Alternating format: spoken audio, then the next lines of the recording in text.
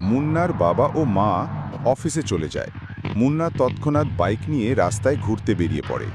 রাস্তায় যেতে যেতে হঠাৎ বাইক এক কাদায় গিয়ে পড়ে। কাদা জল গিয়ে পড়ে রাস্তার পাশে দাঁড়িয়ে থাকা একটি সুন্দরী মেয়ের গায়ে।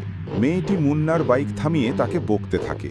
মুন্না বলে, আমার বাড়ি চলো, ফ্রেশ হয়ে আমার মার ড্রেস পরে নেবে। মেয়েটি মুন্নার বাইকে বসে তার বাড়ি আসে। বাড়ি পৌঁছে মুন্নাকে মেয়েটি একটি স্প্রে দিয়ে অজ্ঞান করে দেয়। মেয়েটি তার বয়ফ্রেন্ডকে ফোন করে ডাকে এবং তৎক্ষণাৎ তার বয়ফ্রেন্ড মুন্নার বাড়ি চলে আসে। দুজনে মুন্নার বাড়ির টাকা গয়না নিয়ে পালিয়ে যায়। কিছু দূর যেতে মেয়েটির বয়ফ্রেন্ড মেয়েটিকে মেরে রাস্তায় শুয়ে দেয়।